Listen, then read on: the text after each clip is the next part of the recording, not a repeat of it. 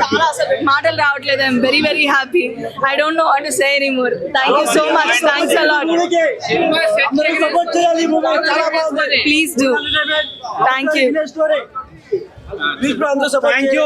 చెప్పడం కన్నా జనాలు చెప్తున్నారు, మేము చెప్పడం కన్నా జనాలు చెప్తున్నారు. ఇంతకన్నా బిగ్గెస్ట్ రెస్పాన్స్ ఏముండదు.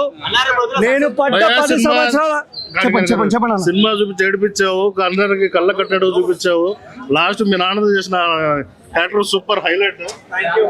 చాలా చాలా చాలా అంటే చాలా బాగుంది. క్లైమాక్స్ అస్సలు ఎక్స్పెక్ట్ చేయలేదు. యాక్టర్స్ అందరు బాగా చేశారు. అందులో తేజస్వి అయితే చాలా చాలా చాలా బాగా చేసింది.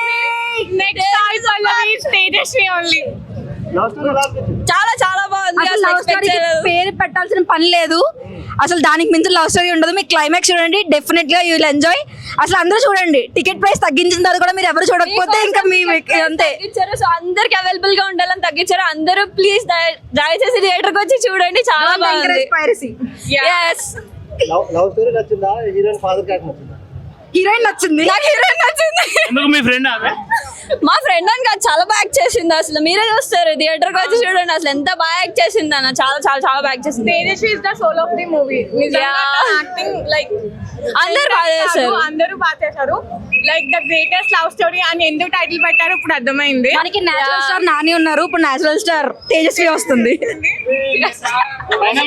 ఫైనల్ ఏం చెప్పాలి సినిమా పైన చూసే వరకు ఏం చెప్పాలి? అందరు అసలు ఎక్స్పెక్ట్ చేయలేని క్లైమాక్స్ అందరికి కూడా.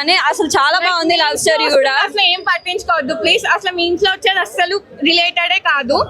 ప్లీజ్ వచ్చి వాచ్ చేయండి. ఎందుకంటే మీరు అనుకుంటే క్లైమాక్స్ మాత్రం అసలు కాదు, ఎవరు ఎక్స్పెక్ట్ చేయరు. రియల్ లవ్ స్టోరీ మీరు ఎక్స్పీరియన్స్ చేయడం కోసం ఒకసారి థియేటర్ కి వచ్చి విజిట్ చేయండి. యా